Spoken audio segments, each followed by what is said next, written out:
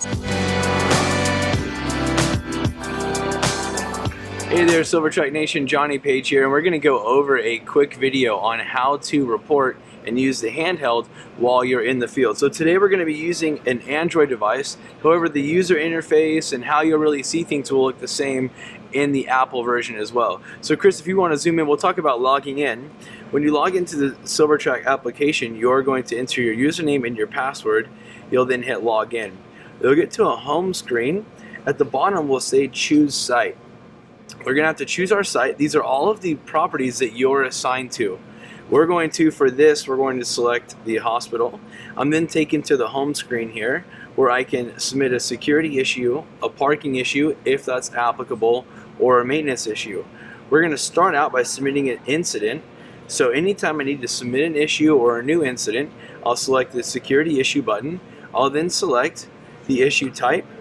Scroll through, find the one that makes the most sense for you. So we're going to do an alarm response. I'm then going to select the address. I can select the location. So we're going to say the front desk. And then I'm going to select the unit. I'll then be able to add a note.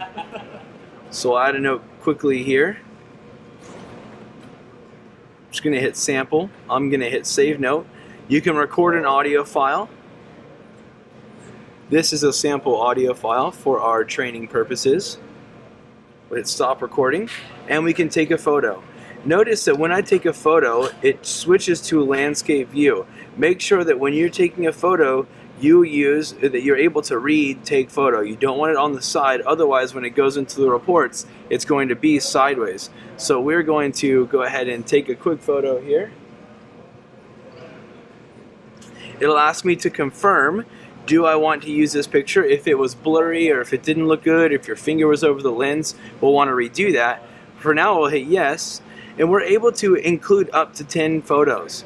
We have the ability to mark this issue as urgent or to close the issue out. For now, I'm going to go ahead and leave the issue open. I'm going to hit submit. It's going to say, am I sure? I'll hit yes. Notice that when I left the issue open, it's still here in the handheld. I'm able to open this back up and then continue adding audio files, notes, and photos. For now, I'm going to go ahead and hit close issue. All right.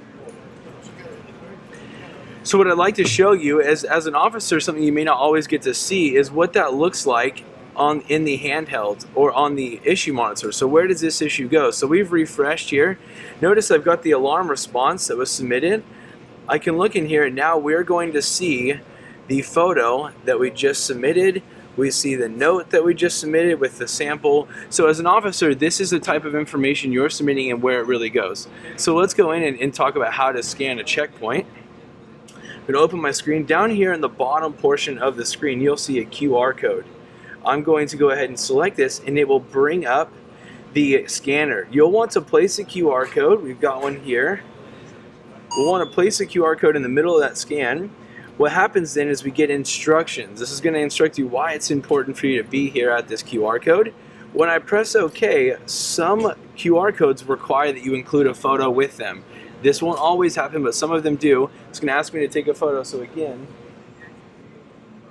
I'm going to take a photo. Same principle here. We want to make sure that it's not blurry.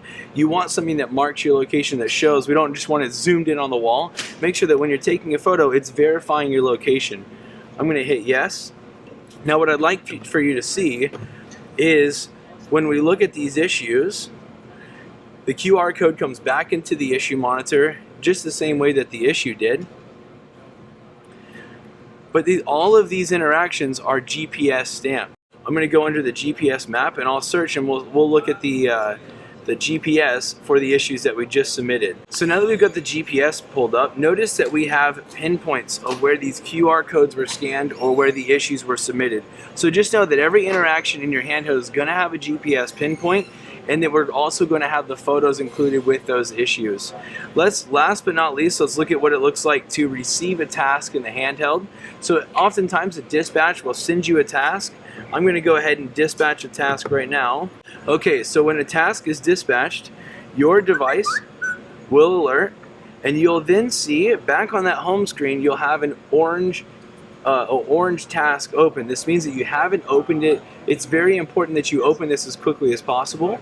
We're going to open this. It's going to say that this issue has been marked as acknowledged. Our administrators in the dispatch now know that you've opened this task and you're responsible for having read the content. We'll open this up. It's going to say, would you like to mark as arrived? We want to press no until we know where this is going, where we need to be for this issue. I can then scroll through and see the note where it's asking me to go. I'll mark as arrived. I can then add those audio files, notes, and photos just like we do with other issues, and then I can close the issue out. Alright, that wraps up how to use the handheld device. Hopefully this gave you some good insight as to how your actions in the field impact things on the administrative side and in the issue monitor. Thanks so much for taking the time. We'll talk to you soon.